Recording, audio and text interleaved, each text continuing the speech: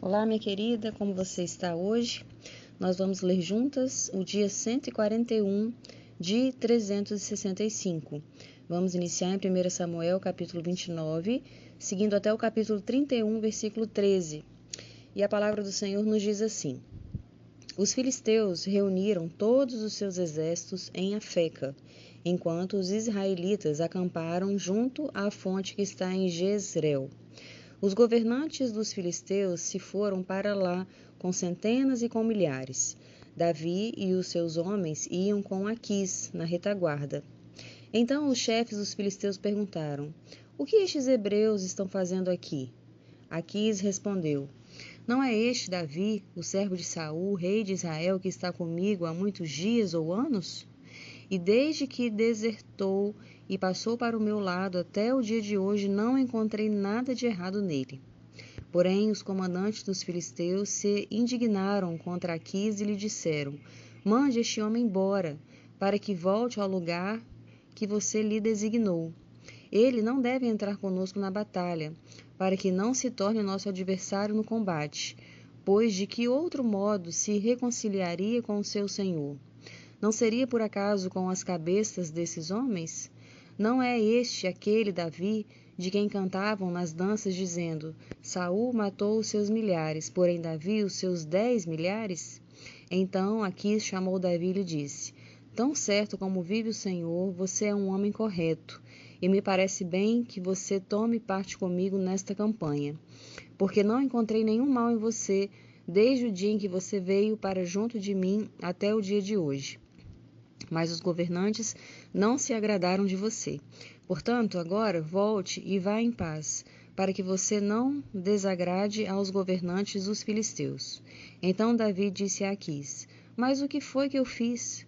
Ou o que você encontrou de errado neste seu servo desde o dia em que entrei para o seu serviço até hoje, para que eu não possa lutar contra os inimigos do rei meu senhor? Aquis respondeu: Eu sei que aos meus olhos você é bom, como um anjo de Deus. Mas os comandantes dos filisteus disseram: Ele não deve ir conosco à batalha. Portanto, levante-se amanhã de madrugada com os seus servos que vieram com você, e ao se levantarem logo que amanhecer, vão embora daqui. Então Davi se levantou de madrugada, ele e os seus homens, para voltar à terra dos filisteus, e os filisteus foram para Jezreel.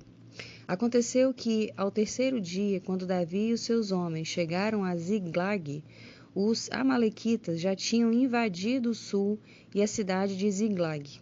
Tomaram Ziglag e a incendiaram. Levaram cativas as mulheres que lá estavam, mas não mataram ninguém, nem pequenos nem grandes. Tão somente os levaram consigo e foram embora. Davi e os seus homens chegaram à cidade e viram que tinha sido queimada, e que as suas mulheres e os seus filhos e as suas filhas haviam sido levados cativos. Então Davi e o povo que estava com ele ergueram a voz e choraram, até não terem mais forças para chorar. Também as duas mulheres de Davi tinham sido levadas, Ainoã, a Jezlita e Abigail, a viúva de Nabal, o carmelita. Davi ficou muito angustiado, pois o povo falava de apredejá-lo, porque todos estavam amargurados, cada um por causa de seus filhos e suas filhas. Mas Davi se reanimou no Senhor, seu Deus. Davi disse a Abiatar, o sacerdote, filho de Aimeleque: Traga aqui a estola sacerdotal. E Abiatar a trouxe a Davi. Então Davi consultou o Senhor, dizendo: Devo perseguir este bando? Conseguirei alcançá-lo? O Senhor respondeu: Persiga o bando, porque você certamente o alcançará e libertará os cativos. Então Davi partiu, ele e os 600 homens que com ele estavam, e chegaram ao ribeiro de Bessor, onde os retardatários ficaram. Davi e 400 homens continuaram a perseguição, mas 200 ficaram atrás, por não poderem passar o ribeiro de Bessor, de tão cansados que estavam. Encontraram no campo um homem egípcio e o trouxeram a Davi. Deram-lhe pão e ele comeu, e deram-lhe água para beber. Deram-lhe também um pedaço de pasta de figos secos e 2 cachos de passas, e ele comeu. Assim recobrou as forças, pois havia 3 dias e 3 noites que não comia pão nem bebia água. Então Davi lhe perguntou: De onde você é e de onde você vem? O moço egípcio respondeu: Sou servo de um amalequita, e meu senhor me deixou aqui, porque adoecia 3 dias. Nós invadimos o lado sul dos Queretitas, o território de Judá e o lado sul de Calebe, e pusemos fogo em Ziglag. Então Davi lhe perguntou: Por que você poderia me levar até esse bando? Ele respondeu: Jure por Deus que não vai me matar, nem me entregar nas mãos de meu senhor, e eu o levarei até esse bando. E ele levou Davi até lá. Eis que os amalequitas estavam espalhados por toda a região, comendo, bebendo e fazendo festa por todo aquele grande despojo que tomaram da terra dos filisteus e da terra de Judá. Davi os atacou e lutou contra eles, desde o crepúsculo até a tarde do dia seguinte, e nenhum deles escapou, a não ser 400 moços que montaram em camelos e fugiram. Assim, Davi salvou tudo que os amalequitas tinham levado. Também salvou as suas 2 mulheres. Não lhes faltou coisa alguma, nem pequena nem grande, nem os filhos nem as filhas, nem o despojo, nada do que lhes haviam tomado. Davi trouxe tudo de volta. Davi também tomou todas as ovelhas e o gado. Então levaram estes animais diante de Davi e disseram: Este é o despojo de Davi. Quando Davi se aproximou dos 200 homens que, de tão cansados que estavam, não o puderam seguir e ficaram no ribeiro de Bessó, estes saíram ao encontro de Davi e do povo que vinha com ele. Davi se aproximou deles e os saudou cordialmente. Então todos os perversos e malignos dentre os homens que tinham ido com Davi disseram: Uma vez que não foram conosco, não lhes daremos nada do despojo que salvamos, que cada um leve a sua mulher e seus filhos e se vá embora. Porém Davi disse: Meus irmãos, não façam isso com o que o Senhor nos deu. Ele nos guardou e entregou em nossas mãos o bando que vinha contra nós. E quem lhes daria ouvidos nisso?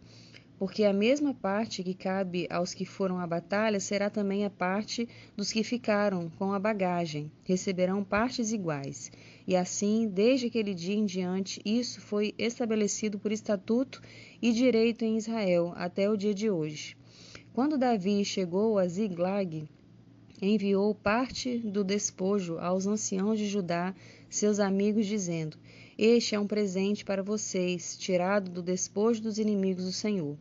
Ele enviou este presente aos anciãos de Betel, de Ramote, do Neguebe, de Jatir, de Aroé, de Sifimote, de Estemoa, de Racal, das cidades dos Jerameelitas e dos queneus, de Orma, de Boraçã, de Atasse, de Hebron e de todos os lugares que Davi tinha passado, ele e os seus homens.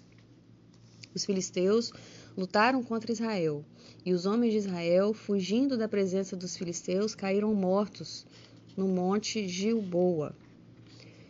Os filisteus seguiram de perto Saul e os seus filhos e mataram Jonatas, Aminadab e Malquessua, filhos de Saul. A batalha se intensificou contra Saul. Os flecheiros o avistaram e ele foi ferido gravemente.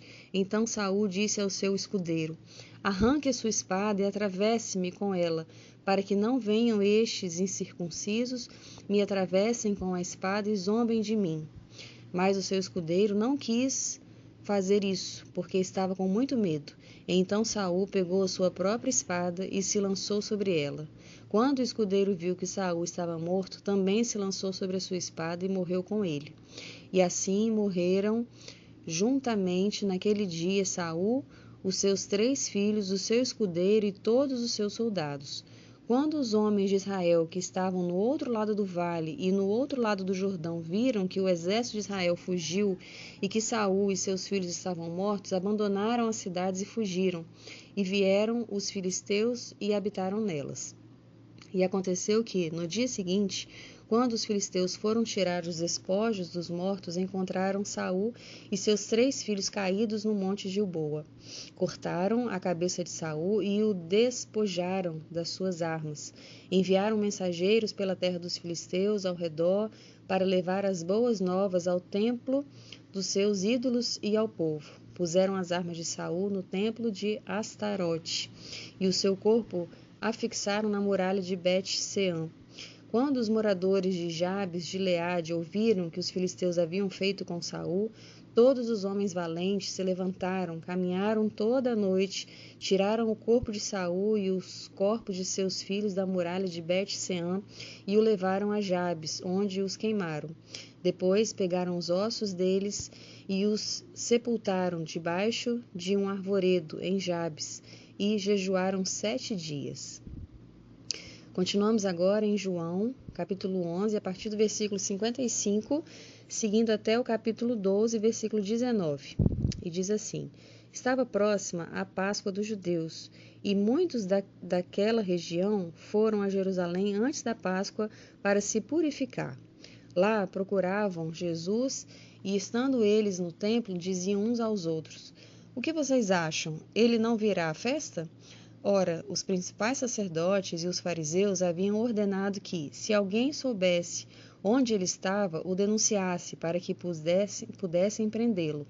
6 dias antes da Páscoa, Jesus foi para Betânia, onde estava Lázaro, a quem ele tinha ressuscitado dentre os mortos. Prepararam-lhe ali uma ceia. Marta servia e Lázaro era um dos que estavam à mesa com Jesus. Então Maria, pegando um frasco de perfume de nardo puro, muito precioso, ungiu os pés de Jesus e os enxugou com seus cabelos. E toda a casa se encheu com o cheiro do perfume.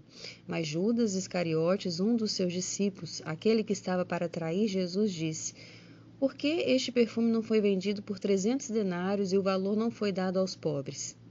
Ele disse isso não porque se preocupava com os pobres, mas porque era ladrão, e tendo a bolsa de dinheiro, tirava o que era colocado nela. Mas Jesus disse: Deixe-a, que ela guarde isso para o dia do meu sepultamento, porque os pobres estão sempre com vocês, mas a mim vocês nem sempre terão. Uma numerosa multidão de judeus ficou sabendo que Jesus estava em Betânia. Eles foram até lá, não só por causa dele, mas também para ver Lázaro, a quem ele tinha ressuscitado dentre os mortos. Mas os principais sacerdotes resolveram matar também Lázaro, porque muitos dos judeus, por causa dele, voltavam crendo em Jesus.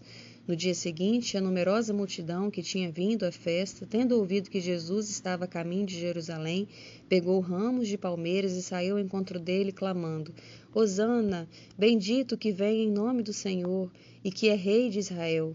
E Jesus, tendo conseguido um jumentinho, montou-o, segundo está escrito: Não tema, filha de Sião, eis que o seu rei está vindo, montado num filho de jumenta. Seus discípulos, a princípio, não compreenderam isso, mas quando Jesus foi glorificado, então eles se lembraram de que essas coisas estavam escritas a respeito dele e também de que tinham feito isso com ele. A multidão que estava com Jesus, quando ele chamou Lázaro do túmulo e o levantou dentre os mortos, dava testemunho. Por causa disso, também, a multidão saiu ao encontro de Jesus, pois ouviu que ele tinha feito este sinal. Então os fariseus disseram entre si: Vocês podem ver que não estão conseguindo nada. Eis que o mundo vai atrás dele. Seguimos agora em Salmos, capítulo 118, de 1 a 18. Deem graças ao Senhor, porque Ele é bom, porque a sua misericórdia dura para sempre.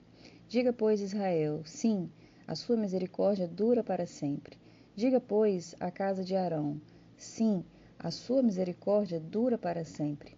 Digam, pois, os que temem o Senhor, sim, a sua misericórdia dura para sempre.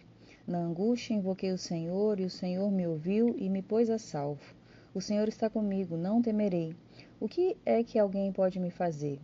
O Senhor está comigo para me ajudar, por isso verei a derrota dos meus inimigos.